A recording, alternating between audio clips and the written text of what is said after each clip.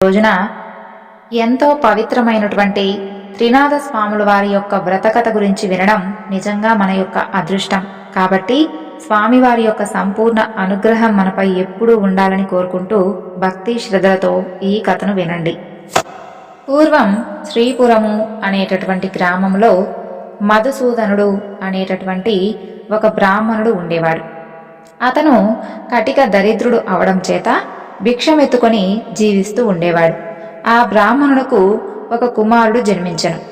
అయితే ఆ బ్రాహ్మణుని యొక్క భార్యకు పాలు సరిపోనందున ఆ బాలుని యొక్క శరీరం దినదినం కృషిస్తూ ఉండేది.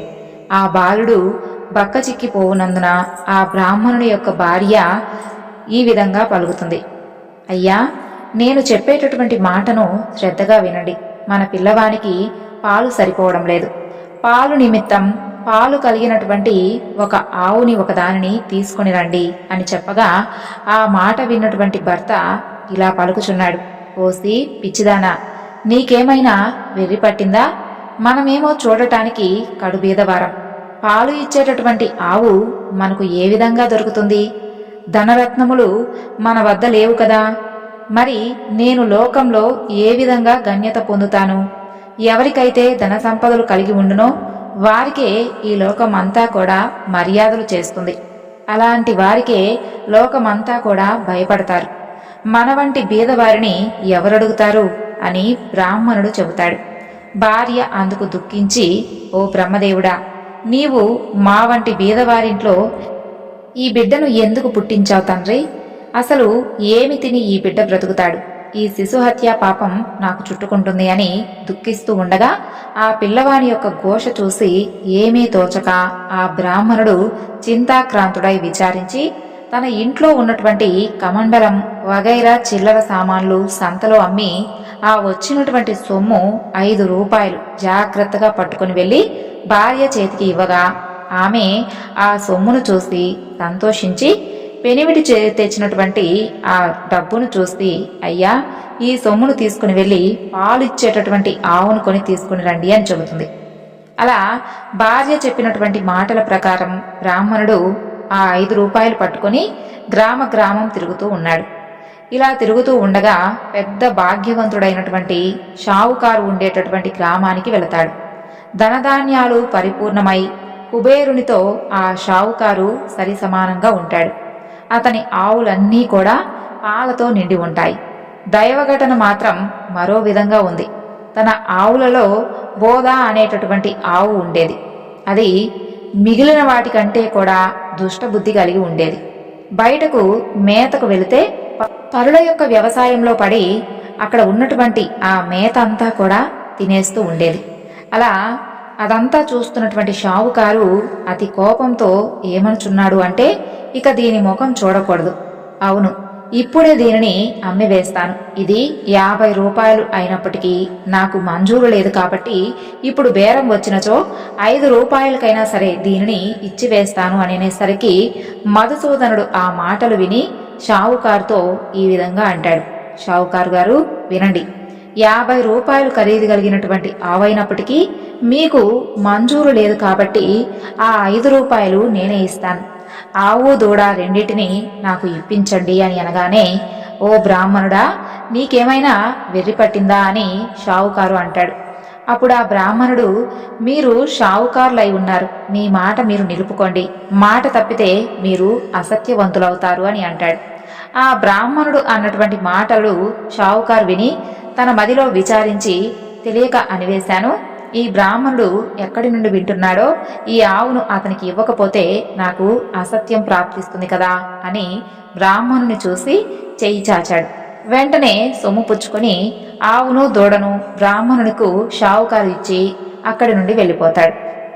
ఆ బ్రాహ్మణుడు ఆ ఆవును తీసుకొని ఇంటికి వెళతాడు.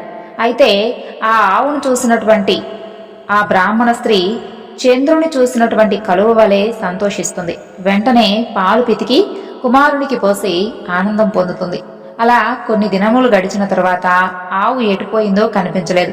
పొద్దుపోయే వేళయింది. ఆవు మాత్రం ఇంకా రాకపోవడం వలన ఆ బ్రాహ్మణుడు వెతకడానికి సిద్ధమవుతాడు.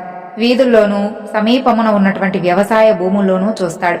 ఆవు మాత్రం కనిపించలేదు. ఇక తెల్లవారుగానే నిద్ర మేల్కొని ఆవును వెతుకుటకై బయలుదేరి అలా కొంత దూరం నడిచి వెళ్లి తోటలో ఒక చెట్టును చూస్తాడు. అది ఒక గొప్ప మర్రి చెట్టు. ఆ మర్రి చెట్టు పైన 3 మనుషులు కూర్చొని ఉంటారు. వారు వరుసగా బ్రహ్మ, విష్ణు, మహేశ్వరుడు, వారే త్రిమూర్తులు. అటువంటి చెట్టు కింద బ్రాహ్మణుడు కూర్చొని ఆయాసం తీర్చుకుని లేచిపోచూ ఉండగా త్రిమూర్తులు బ్రాహ్మణునితో, ఓ విప్రుడా, నీ యొక్క మనసుకు ఎందుచేత దుఃఖం కలిగినది? నీవు ఎక్కడికి వెళుచున్నావు? ఆ సంగతి కాస్త మాతో చెప్పు అని అనగా బ్రాహ్మణుడు చేతులు జోడించి, అయ్యా, నేను కడుపేదవాడను, భిక్షమెత్తుకొని బ్రతికేవాడను. నాకు ఒక ఆవు ఉన్నది. అది రాత్రి నుండి కనిపించడం లేదు. ఈ దినము శ్రీపురం సంత అవుచున్నది. ఆ సంతకు వెళ్లి వెతుకుతాను. ఎవరైనా దొంగలించి తీసుకుని పోయినట్లయితే ఆ సంతలోనే అమ్ముతారు కదా. త్రినాథ స్వాములారా, ఈ ఉద్దేశంతోనే నేను వెతుక్కుంటూ వెళుతున్నాను అని తన సంగతి వివరిస్తాడు. అది విన్నటువంటి బ్రాహ్మణునకు త్రిమూర్తులు ఏమి చెప్పుచూ ఉన్నారంటే, నీవెలాగో సంతకు వెళుచున్నావు కదా, మా యొక్క నిమిత్తము ఏమన్నా కాని కొన్ని దినుసులు తీసుకుని రావాలను అని త్రిమూర్తులు కోరుతారు. అంతటా ఆ బ్రాహ్మణుడు, మీకు ఏమి దినుసులు కావాలి అని అడుగగా త్రిమూర్తులు ఈ విధంగా అంటారు. 1 పైసాకు ఆకు చెక్క, 1 పైసా నూనె మాత్రం తెచ్చిమ్మని చెబుతారు. ఆ మాటలను విన్నటువంటి బ్రాహ్మణుడు ఏమని చెప్పుచూ ఉన్నాడంటే, ఓ త్రిమూర్తులారా, నాకు పైసాలు ఎక్కడ దొరుకును? నేను బీదవాడను కదా, భిక్షమెత్తుకొని జీవించు ఉన్నాను అని అనగా త్రిమూర్తులు ఏమి చెప్పుచున్నారంటే, ఓ బ్రాహ్మణుడా, విను. అదిగో అక్కడ గోరెంట పొద కనిపించుచూ ఉన్నది కదా, దాని మొదట 3 పైసలు ఉన్నవి. ఆ మాటలు విన్నటువంటి బ్రాహ్మణుడు వెళ్లి ఆ గోరంటు గడ్డి మొదలు పైకి లాగేసరికి 3 పైసలు దొరుకుతాయి. ఇంకా ఏమైనా ఆ పైసలు ఏమైనా దొరుకుతాయేమోనని ఆ చెట్టుని ఇంకను పైకి లాగుతూ ఉన్నాడు. అది చూసి త్రినాథుల వారు, బ్రాహ్మణుడా, నీకేమైనా వెర్రి పట్టిందా? అందులో ఇక పైసలు లేవు, ఎంత దొరికినా కూడా అంతే ఉంటాయి అని చెబుతారు. ఆ మాటలను విన్నటువంటి బ్రాహ్మణుడు అక్కడి నుండి వెళ్ళిపోయాడు. అలా కొంత దూరం వెళ్లి తిరిగి వచ్చి ఆ చెట్టు కింద నిలిచి చేతులు జోడించగా త్రినాథులు ఈ విధంగా పలికారు, ఓ విప్రుడా, మరలా తిరిగి ఎందుకు వచ్చావు అని అనగా, అయ్యా, మీరు చెప్పినటువంటి వస్తువులు నేను ఏ విధంగా తీసుకుని రావాలి అని ప్రశ్నించగా, నీ భుజంపై ఉన్నటువంటి గావంచాలో తెమ్మని త్రినాథుల వారు అన్నారు. అందులో ఆ బ్రాహ్మణుడు, గావంచాలో నూనె ఏ విధంగా ఉంటుంది? మీరు జగత్కర్తలు, నాతో కపటంగా చెబుతున్నారు కదా అని అనగా, పోయి, నీతో కపటంగా మేమెందుకు చెబుతాము? మేము మీతో కపటంగా చెప్పడం లేదు. మమ్మలను తలుచుకొని నూనెను గావంచాలో పోసి తీసుకుని రమ్మని చెప్పగా ఆ బ్రాహ్మణుడు శ్రీపురం సంతలోకి ప్రవేశించాడు. అక్కడకు వెళ్లి చూడగా ఆవు మాత్రం కనిపించలేదు. ఆకులు, వక్కలు, గంజాయి తీసుకుని నూనె కోసం బజారుకు వెళ్లి ఒక కొట్టువాడిని 1 పైసా నూనెను గావంచలో పొయ్యమని అడుగుతాడు. అందుకు ఆ కొట్టువాడు ఆశ్చర్యపడి, ఈ బ్రాహ్మణుడు పిచ్చివాడు కాబోలు అని నూనె లేదు అని చెబుతాడు. అక్కడ నుండి వెళ్లి మరొక కొట్టులో అడగగా అక్కడ ఒక ముసలివాడు ఉంటాడు. అతను, నీకు నూనె ఎంతకు కావాలి అని అడగగా 1 పైసా మాత్రమే నాకు నూనె కావాలని ఆ బ్రాహ్మణుడు చెబుతాడు. అది కూడా గావంచాలో మాత్రమే కావాలని చెబుతాడు. ఆ మాటలను విన్నటువంటి ఆ ముసలివాడు, ఈ బ్రాహ్మణుడు వికారపు వాడు కాబోలు, వీడిని మోసం చేయడం, పైసలు తీసుకోవడం చాలా తేలికగా తీసుకోవచ్చని చెప్పి ఆలోచించుకొని కొలత పాత్ర తిరగవేసి నూనె కొలత వేసి ఇచ్చాడు. అప్పుడు ఆ బ్రాహ్మణుడు గావంచా కొనచెంగ పట్టుకొని అక్కడి నుండి వెళ్ళిపోయాడు. అతను వెళ్లిన తర్వాత ఆ కొట్టువాని యొక్క కుండలో నూనె కొంచెమైనను లేకుండా పోయింది. అది చూసినటువంటి ఆ కొట్టువాడు మూర్ఛపోయాడు. అక్కడ చుట్టూ ఉన్న వారందరూ కూడా పరుగెత్తుకొచ్చి ముసలివాని యొక్క ముఖంపై నీళ్లు చల్లి సేద తీర్చి కూర్చుండబెట్టారు. ఏమి చెప్పుదను, ఎక్కడి నుండో కాని ఒక బ్రాహ్మణుడు వచ్చి గిద్దెడు నూనె కొన్నాడు. ఇప్పుడు ఈ విధంగా వెళ్ళిపోయాడు. కుండలో చూడగానే నూనె లేదు అని చెప్పగా అందరూ కూడా విచారించారు. ఆ విప్రుడు మా వద్దకు వచ్చి మమ్మల్ని కూడా నూనె అడిగాడు. మేము లేదని చెప్పగా మా నుండి వెళ్ళిపోయాడు. ఈ విధంగా అందరూ కూడా విచారించి పరిగెత్తుకొని ఆ విప్రుని వద్దకు వెళ్ళి ఇలా అన్నారు, విప్రుడా, విను, మీరు నూనె కొన్నారు కదా, అది కొలతకు తక్కువగా ఉన్నది, పూర్తిగా ఇచ్చివేస్తాం, పట్టుకుని వెళ్ళండి అని అంటారు. మళ్లీ విప్రుడు సంతకు వెళతాడు. ఈసారి ముందు తెచ్చినటువంటి దుత్తతోనే చమురు సరిగా కొలవగా ఎప్పటి వలె ఉన్నటువంటి దుత్త భర్తీ అయిపోయింది. అది చూసినటువంటి ఆ కొట్టువాడి యొక్క ఆనందం మాటలలో చెప్పడానికి వీలు కాకుండా పోయింది. విప్రుని యొక్క గావంచాలో చమురు ఉంచారు. అది పట్టుకొని విప్రుడు వెళ్ళిపోయాడు. త్రిమూర్తుల వారికి పై సామానులు ఇచ్చివేసి సెలవు అడిగాడు. అందుకు సెలవు అడగగానే త్రిమూర్తులు విప్రునితో ఏమన్నారు అంటే, ఓయి, నీ కష్టం చూసి మా మదిలో దయ కలిగినది. ఒక మాట విను. నీవు త్రినాదుల యొక్క సేవ చేసిన ఎడల నీ దరిద్రం పటాపంచలై అధిక సంపదలు కలుగునని త్రినాదులు అనగా, అది విన్నటువంటి విప్రుడు, స్వామి, ఏ ఏ వస్తువులతో మిమ్మలను పూజ చేయవలను అని అడుగగా త్రినాదులు ఈ విధంగా అన్నారు. ఓ ద్విజుడా, వినుము. మా పూజకు అధిక ద్రవ్యము అక్కర్లేదు, కొంచెంతోనే తృప్తి పొందుతాము. ఇప్పుడు నీవు తెచ్చినటువంటి 3 పైసల సామాగ్రి చాలు. త్రిమూర్తుల యొక్క పూజా ద్రవ్యములు ఇంతే, మాకు వీటితోనే మేళా చేయము. 3 మట్టి చినుముల యందు గంజాయి నలిపి అందులో నిప్పుతో ధూపం వేయవలను. దీప ప్రమిదలు 3 చేసి అందులో చమురు వేసి వత్తులు వేసి ఆకు చెక్కలు జాగ్రత్తగా చేసి ఉంచి రాత్రి తొలిజాములో నీ ఇంటిలోకి నీ స్నేహితులను పిలిచి పూజా ద్రవ్యములు తెచ్చి అక్కడ ఉంచి సకల పదార్థాలను స్వాములకు సమర్పించవలను. అలా చేసిన ఎడల సకల పాపాలు నివారించును. అది విన్నటువంటి ద్విజుడు పూజ చేయుటకు ఉపక్రమించెను. చెట్టు మొదటనే పూజను ఆరంభించి ముందు గంజాయి తయారుపరిచాడు. అప్పుడు త్రిమూర్తులు నీ యొక్క గావాంచ చెంగు చీరి ఒత్తులు చేయమనగా ద్విజుడు ఈ విధంగా చెప్పుచున్నాడు. నేను బీద బ్రాహ్మణుడను. భిక్షమెత్తుకొని దినమును గడుపుకునేటటువంటి నా యొక్క కుటుంబ పోషణను నేను చేసుకుంటూ ఉన్నాను. అన్న వస్త్రములకు బహు కష్టపడుతూ ఉన్నాను. దీపం ముట్టించుటకు అగ్ని లేదు. నా యొక్క గావాంచ వత్తులకు ప్రాప్తమైనదా? నా ఆవు దొంగల పాలయింది. నా కుటుంబం ఉపవాసంతో ఎదురు చూస్తూ ఉంటారు. ఏ బుద్ధితో పూజ చేస్తాను అని ఏవగించుకొని ద్విజుడు కూర్చొని ఉంటాడు. అది చూసినటువంటి త్రిమూర్తులు, ఓ ద్విజుడా, మదిలో చింతపడవద్దు. నీ ఆవు పెయ్య దొరుకుతాయి. నీవు నీ కుటుంబం సౌఖ్యంగా ఉంటారు. వస్త్రములు కూడా దొరుకునని చెప్పారు. అంతటా ఆ బ్రాహ్మణుడు చేతులు జోడించి, స్వాములారా, అటువంటి భాగ్యం నాకెప్పుడు కలుగుతుందో అప్పుడు 5 మేళాలు స్వామివారికి ఇస్తాను. ఈ మాట సత్యమని చెబుతాడు. దీపం వెలిగించుటకు అగ్గి లేదే, నేను ఏమి చేయగలను అని అనగా త్రిమూర్తులు ఈ విధంగా చెప్పుచున్నారు. ఓ బ్రాహ్మణుడా, నీ 2 నేత్రములు మూసుకో. వెంటనే బ్రాహ్మణుడు నేత్రములు మూసుకోగా అకస్మాత్తుగా దీపం వెలిగింది. అది చూసినటువంటి బ్రాహ్మణుడు ఆనందించి స్వామికి మేళా సమర్పించాడు. మేళా ఇచ్చివేసి ఆనందంతో బ్రాహ్మణుడు చేతులు జోడించి సాష్టాంగ దండమనరించాడు. త్రిమూర్తుల వద్ద సెలవు పొంది కొంచెం దూరం నడిచి వెలుచు ఉండగా త్రోవలో ఆవును దూడను చూసి సంతోషించి, త్రినాదుల వారు నా యందు దయ ఉంచి ఆవును పెయ్యను తెచ్చిచ్చారు. వారి పూజ బాగుగా చేసినని భావించుకొని ఆవును దూడను తోలుకొని ఇంటికి చేరుకున్నాడు. అక్కడ చూడగా తన ఇంట్లో సిరి సంపదలు పరిపూర్ణంగా ఉన్నాయి. అది చూసి అధికంగా సంతోషం పొంది కడు శ్రద్ధతో పూజను ప్రారంభించాడు. చేయవలసినటువంటి కార్యక్రమములందరికీ కూడా విశదముగా తెలియపరిచాడు. తన యొక్క స్నేహితులను రప్పించి వెనుకటి వలనే మేళా సమర్పించాడు. మేళా చేయు పద్ధతిని అందరికీ చెప్పగా అందరూ ఒప్పుకున్నారు. ఆ రాజ్యంలో ఉన్నటువంటి ప్రజలందరూ కూడా త్రినాద పూజ చేశారు. అందరి ఇళ్లయందు సుఖ సంతోషాలు నిండెను. దాని వలన షావుకారులు అందరూ కూడా వ్యాపారములు మూసివేసుకున్నారు. అందరూ కూడా ఆ దేశపు రాజు వద్దకు వెళ్లి ఫిర్యాదు చేశారు. వారిని చూసి రాజు, మీరందరూ కూడా ఎందుకు వచ్చారు అని అడగగా, అయ్యా, మా ఫిర్యాదు మీరు వినవలెను అని ఈ విధంగా చెప్పడం ప్రారంభించారు. మధుసూదనుడు అనేటటువంటి ఒక పేద బ్రాహ్మణుడు భిక్షమెత్తుకొని జీవించేవాడు. శ్రీపురం వెళ్లి వచ్చి త్రినాద మేళను ఆచరించాడు. త్రినాదులు ఏ దేవతలో వారిని ఆ బ్రాహ్మణుడు పూజించగానే సకల సంపదలు అతనికి కలిగాయి. ఊరిలో ఉన్నటువంటి రైతులు 50 మంది త్రినాద మేళ చేశారు. గుడ్డివారు, కుంటివారు అందరూ కూడా ఈ మేళాను చేశారు. అందరూ కూడా మోక్షం పొందారు. ధనధాన్యాలు కలిగి కుబేరునితో సమానమైపోయారు. మా వ్యాపారాలన్నీ కూడా తగ్గిపోయాయి.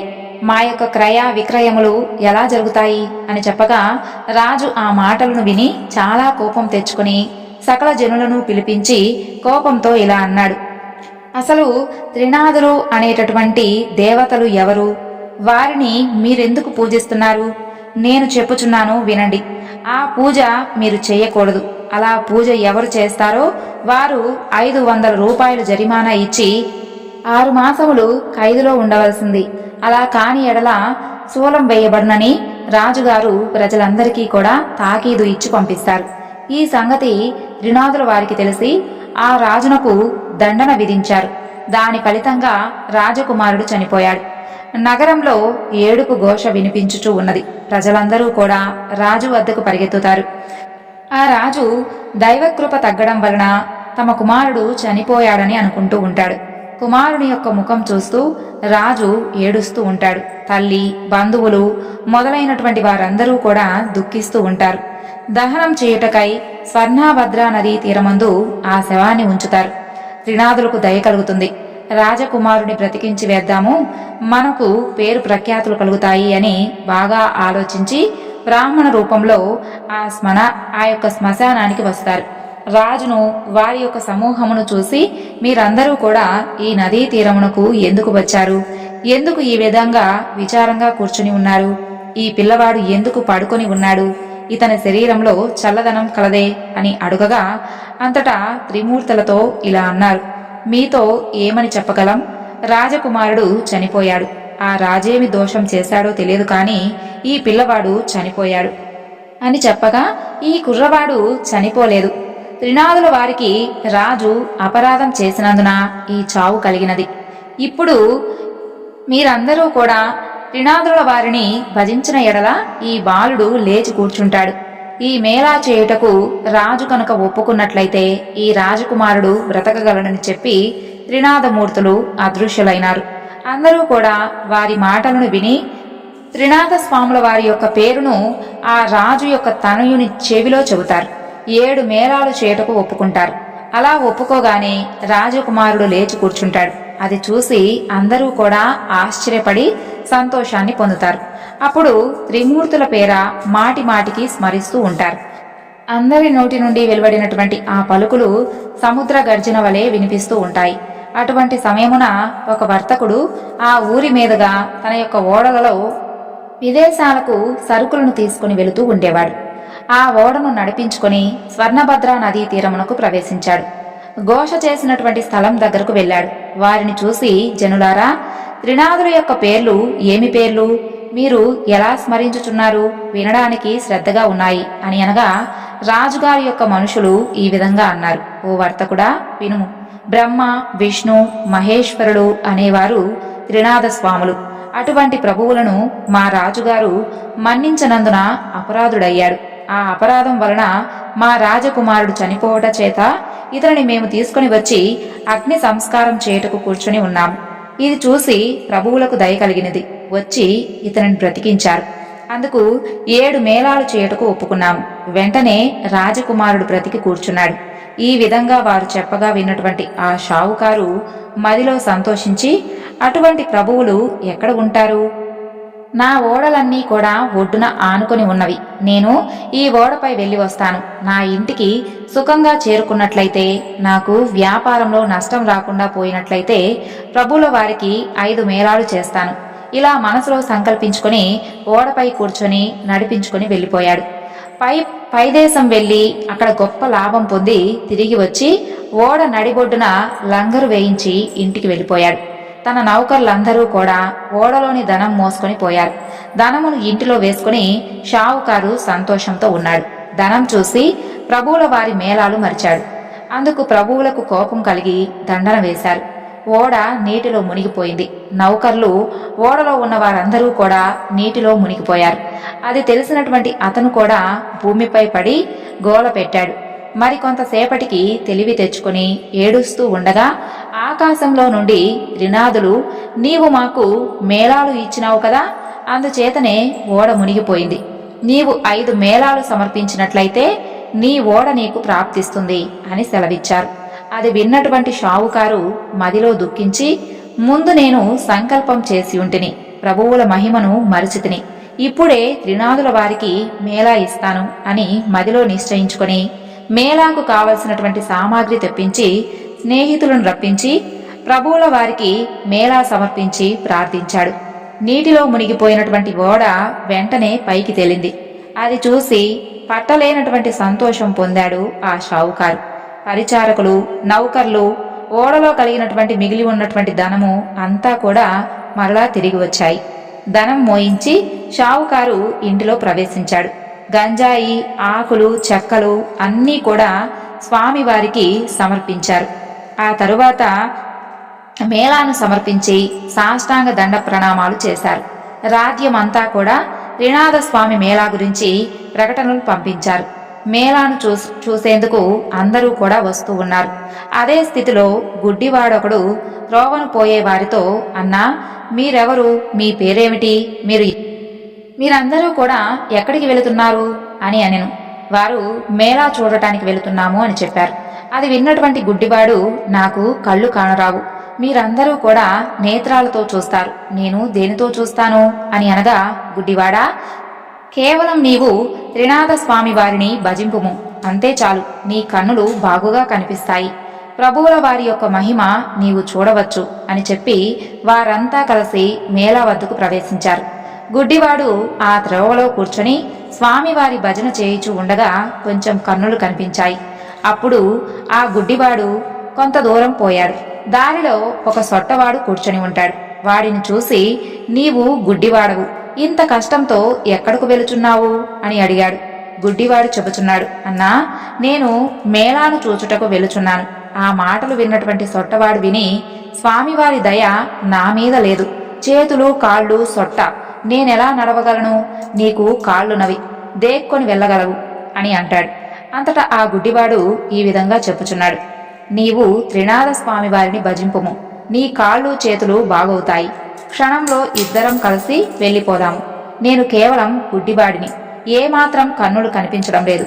త్రినాథ స్వామి వారిని భజించాను కాబట్టి నాకు కొంచెం చూపు కనిపిస్తుంది.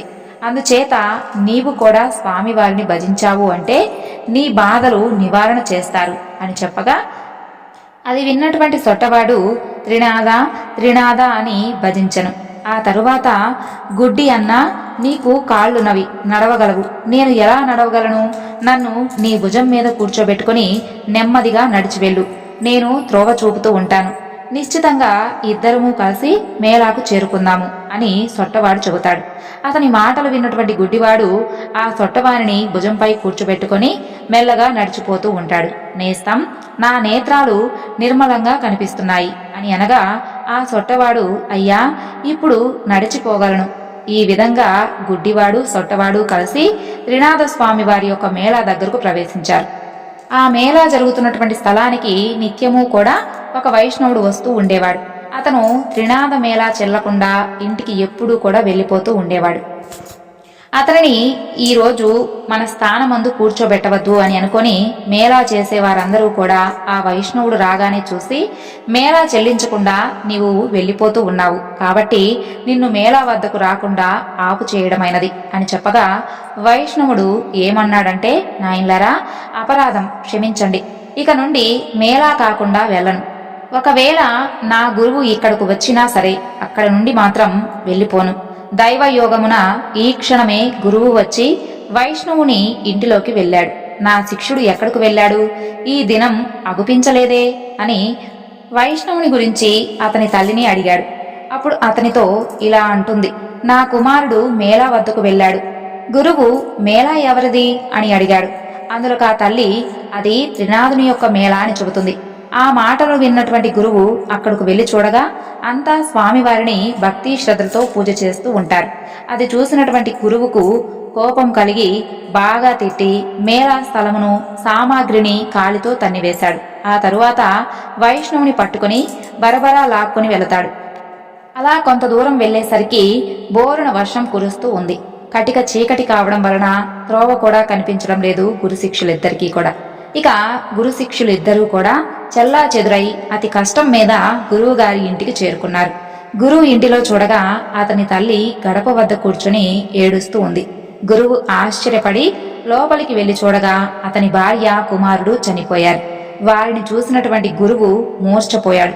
శిష్యుడు పట్టుకుని లేపి కూర్చుండబెట్టి ముఖంపై నీళ్లు చల్లి, అయ్యా, తమరు త్రినాథ స్వామి వారికి అపరాధులు, మీరు త్రినాథ మేళాను పాడు చేశారు, అందుకే మీకిది ప్రతిఫలం.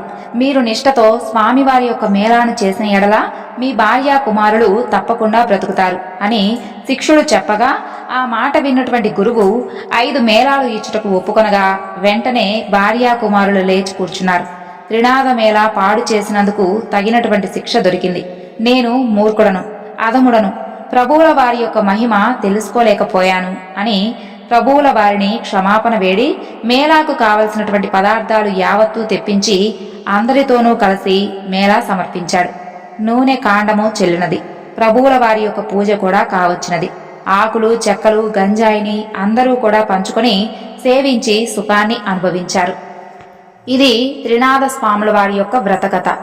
సర్వం శ్రీ లలితార్పణమస్తు. స్వస్తి.